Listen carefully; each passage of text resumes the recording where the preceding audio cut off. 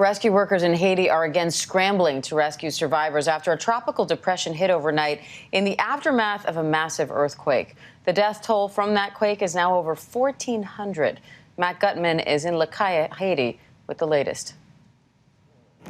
This morning, Haiti in despair after Tropical Depression Grace plowed through overnight. Rain and high-powered winds destroying these families' makeshift tents. Survivors drenched, clutching their belongings, attempting to save what they have left. The country already reeling from a 7.2 magnitude earthquake that struck Saturday. Overnight, as that rain came down, we found Sarah and her extended family and neighbors under that tarp, cooking what they had. This tarp is basically held up by a stick, and that's all they have right now. Whoa! The search for survivors reaching a fevered pitch, hundreds still missing. U.S. Coast Guard is airlifting this injured person, taking them back to Port-au-Prince for better care. That's because the hospitals here have been completely overwhelmed. And across the earthquake zone, there is thirst and hunger. They're distributing food behind me. You can see how intense it's getting. It gives you a sense of how hungry people are and how desperate they are here. Many roads remain impassable, dozens of cars and mopeds lining up, waiting for those bulldozers and excavators to clear a path. So, Diane, now you have this earthquake damage, and on top of that, flooding. The rain continues to come down. Now, the U.S. Coast Guard is telling me that it is going to resume those medevac flights that we saw yesterday, but only once the weather improves. Search and rescue is set to continue as well. But the one fire brigade commander that we actually found said that the chances of finding people alive in the rubble are going to be diminished after this storm. And I got to say, everywhere we've gone, there is so much desperation. People are begging us for water, for food, for tarps. Diane. All right, Matt Gutman in Le Cayenne, Haiti. Matt, thank you. And let's bring in the former Prime Minister of Haiti, Laurent Lamothe, for more on this. Prime Minister, thanks for being here. How has the storm affected these search and rescue efforts that were already underway because of the earthquake? Well, it affected tremendously because as the effort was getting underway, we had to get ready for the storm, and it created huge amount of floods everywhere, and people were not ready. I mean, as you could see, people that were already in difficult situation under carps, the wind, blew them away. So it creates a huge human catastrophe, a huge a situation where the world needs to take action and to take swift action in order to prevent a humanitarian disaster already worse than what we're seeing right now.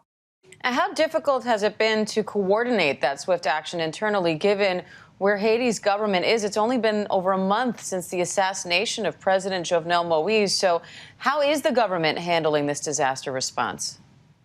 Well, it's very challenging. The president has been assassinated, 30 days ago. And we've had a situation where, we're dealing with the COVID-19 vaccination which is going, pretty slowly. The government is a new government. A new prime minister is in place. And at the same time, we've had one of the worst earthquakes in the history of the country. And yesterday, on top of all that, a storm. So coordination has been difficult and will be difficult. But the more, difficult aspect that we haven't spoken about is the loss in infrastructure. There's been over 34,000 homes destroyed and over 40,000 damaged. So over 70,000 homes affected by this earthquake. And, it calls certainly for a massive response from the international community. We've had, great response in the last earthquake, but this time around, we need more decisive action and learn from the past mistakes. Last time, in the last earthquake, there was massive response, but it was not coordinated with local authorities because the government had completely collapsed at the time. Now there is more or less a government in place that can and that is willing to coordinate with local authorities, and that should certainly be done. And that should be done quickly to save lives and also to provide a smart response to allow Haiti to build back better, and also doing it, respect the promises done, because the last time only 50% of the promises that were made were kept. So we hope that this time around it will be more decisive and more action will be taken and immediately, because Haiti needs immediate response, immediate action. And what do Haitians need most right now? How can people watching this right now help? Well, there is two ways. First, there is the emergency response, saving lives. As you can see, people are struggling to stay alive.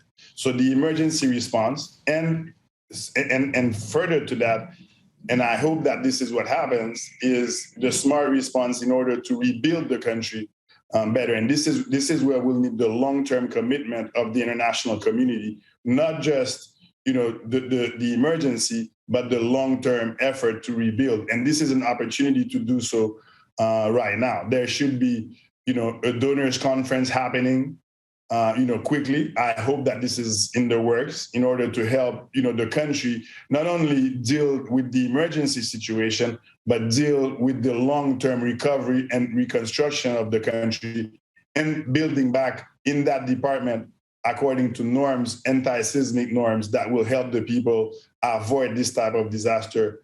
God forbid that it would happen again.